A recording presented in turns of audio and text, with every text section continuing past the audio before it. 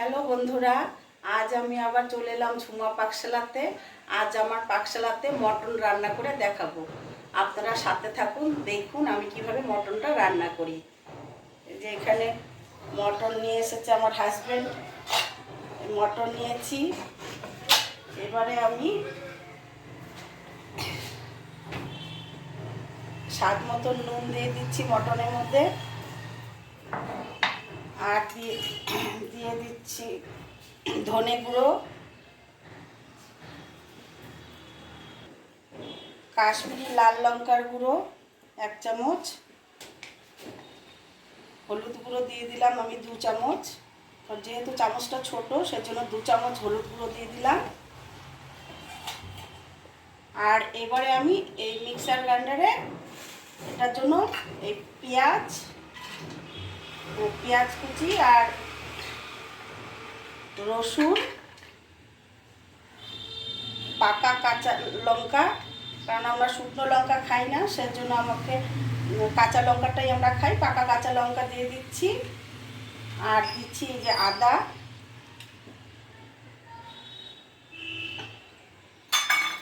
আর tomato, এটা আমি এখন পেস্ট করে নেব। যে মশলাটা পেস্ট করেছি সেটাকে এর মধ্যে দিয়ে দিচ্ছি। মাংসের মশলা অত মিহি না হলেও চলে, এটা আমি দিয়ে দিলাম মশলাগুলো। আর এই 1 চামচ গোলমরিচের গুঁড়ো দিয়ে দিলাম। আর কিছু এই যে ছোলা, গোটা রসুন আর পেঁয়াজ কুচি এর মধ্যে দিয়ে দিচ্ছি। এবার তেল দিয়ে এই মাংসটাকে মেখে নিব।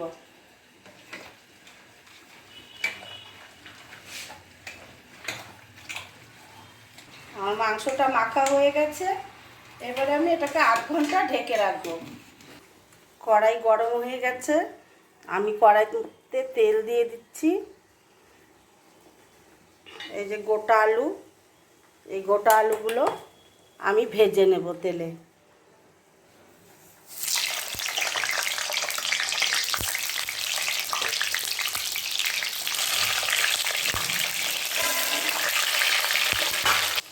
দেখো বন্ধুরা, আমার আলুটা ভাজা হয়ে গেছে, লালচে লালচে হয়ে গেছে। এবার এগুলোকে আমি আলুগুলোকে নামিয়ে নিচ্ছি। এই আলু ভাজার তেলে আর অল্প আমি তেল দিয়ে দিচ্ছি। মটনে একটু তেল লাগে বেশি, তাই একটু তেল দিয়ে দিলাম। এবারে আমি ফোড়নে দিয়ে দিচ্ছি এই যে সাদা জিরে, তেজপাতা আর শুকনো লঙ্কা ফোড়নে দিয়ে দিলাম।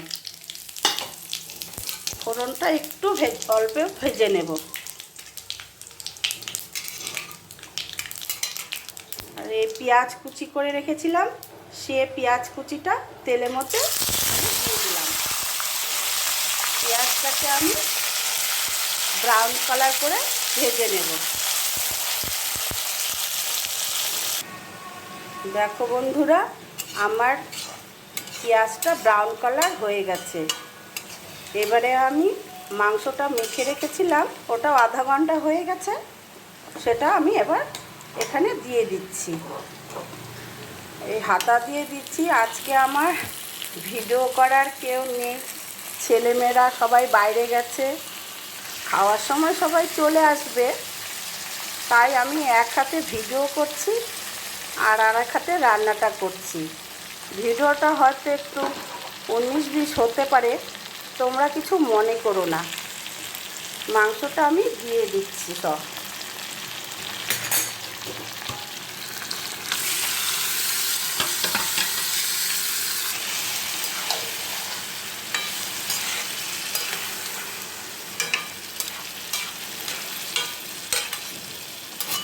মাংসগুলো আমার দেওয়া হয়ে গেল।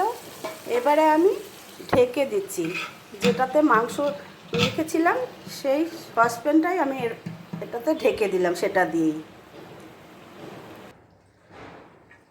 আমি এবার ঢাকনাটা উঠিয়ে দেখি কি হলো।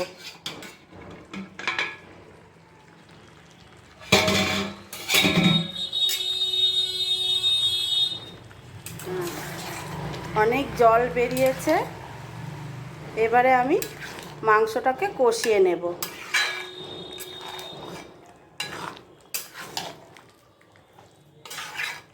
দেখো বন্ধুরা, আমার মাংসটা কষানো হয়ে গেছে, মাংস থেকে তেল ছেড়ে দিয়েছে। আমি এবারে আলুটা যে ভেজে রেখেছিলাম সেই আলুগুলো দিয়ে দিলাম, আর গোটা রসুন দিয়ে দিচ্ছি। আমাদের বাড়িতে আবার এই মাংসের গোটা রসুনটা সবাই খুব ভালো খায়। গোটা রসুনটা আমি দিয়ে দিলাম।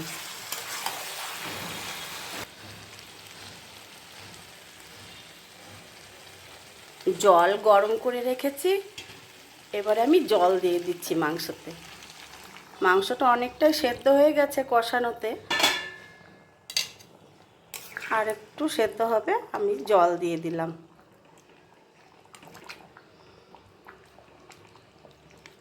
মাংসটা এবার সেদ্ধ হবে, ভালোভাবে সেদ্ধ হবে মাংসটা।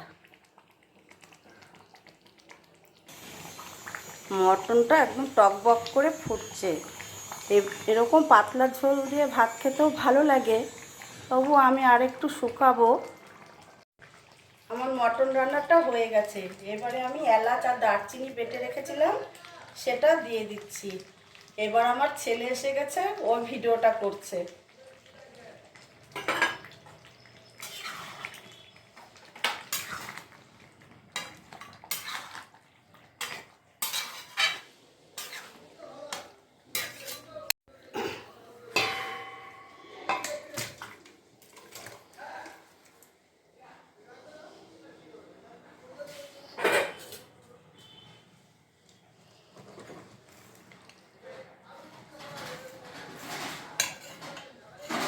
দেখো বন্ধুরা, রান্নাটা কেমন লাগলো আমাকে লাইক কমেন্ট করবে, শেয়ার করবে।